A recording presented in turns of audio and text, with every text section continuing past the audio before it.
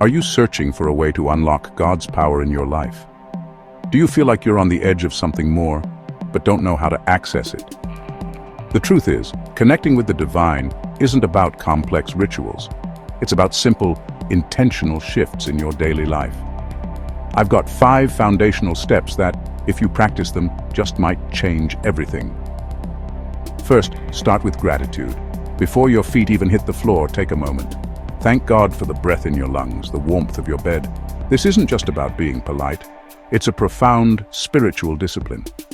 Gratitude shifts your perspective from what you lack to the abundance that already surrounds you. It recalibrates your soul to recognize God's goodness in every detail. This simple act opens your heart, creating a space that is ready to receive even more of His blessings. Second, be still. Our world screams for our attention with notifications, deadlines, and endless noise. But God's voice is rarely in the earthquake or the fire. It's a still, small whisper. You have to intentionally create a sanctuary for silence. It can be 5 minutes in your car before work, turning off the noise outside so you can finally hear the truth inside. Prayer is a two-way conversation. In the stillness, you're not just talking, you're listening. Trust me, the quiet is where you'll feel God's presence the strongest. Third, forgive. This is often the hardest step. Forgive others, and just as importantly, forgive yourself. Holding on to resentment or shame is like carrying a heavy backpack filled with stones, exhausting your spirit. Forgiveness is not saying what happened was okay. It's saying, I will no longer allow what happened to have power over me. It is the act of unburdening your own soul. When you release others, you are the one who is set free. Forgiveness clears the channel, allowing God's grace and power to flow through you unobstructed. Fourth, step out in faith. Faith isn't a feeling, it's a choice. It's not about having all the answers, but about trusting the one who does. Think of it like planting a seed. You place it in the dark soil, unable to see the miracle happening underground, but you water it, you tend to it, and you trust that life is unfolding. Faith is taking that next, small, obedient step, even when you're afraid. It's choosing to believe God's promises are more real than your problems. This active trust is the very currency of God's kingdom. And fifth, the one that holds it all together, live in love.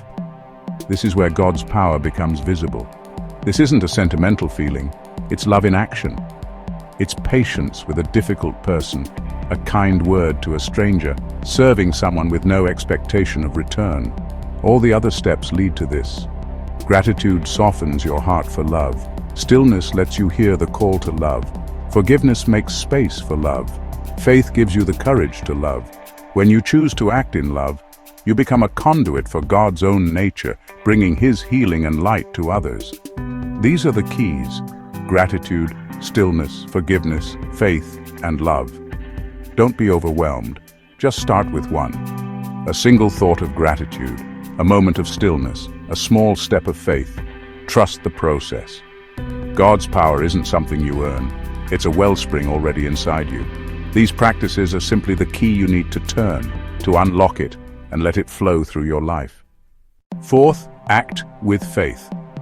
This doesn't mean you won't feel fear. Faith isn't the absence of doubt, it's the courage to move forward anyway. It's the quiet trust that even if you can't see the whole path, you are guided. When you face a challenge, step forward, believing that God's got your back, that divine intelligence is arranging things in your favor. It's not always easy. Your mind will want to retreat to what's comfortable, but acting in faith, taking one small step after another, is how you build spiritual momentum. It's how you turn belief into reality. Finally, serve others with love. This is faith in action. Look for opportunities to be a channel of grace. It doesn't have to be a grand gesture. It can be a listening ear, a genuine compliment, or simply holding a door. The true essence of service is the intention behind it, seeing the divine spark in every person and honoring it. When you give from a place of pure love, you align with the universe's abundant nature. When you give, even in small ways, you create space in your life for God's blessings to pour in. By focusing on others, you'll find your own needs are met in surprising ways. Remember, these steps aren't about perfection. You will stumble. You will have days where faith feels distant. That's okay. This journey is not a straight line. Be gentle with yourself. God's grace is not a reward for your perfection, but a constant presence in your imperfection. They're about progress. Every day, a little more gratitude. Actively look for the blessings, and you'll start to see them everywhere.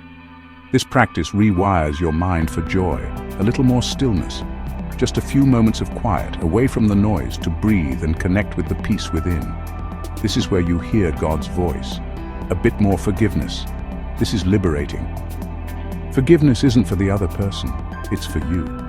It's cutting the cord to past pain, freeing your energy for the future. Forgive others and forgive yourself. A bit more faith, a bit more love. Each small effort builds on the last, creating a powerful current of grace in your life. Trust the process. This entire journey is about unfolding, not forcing.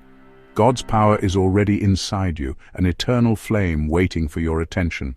These practices are the keys you need to unlock it. So live from that place of inner strength and peace.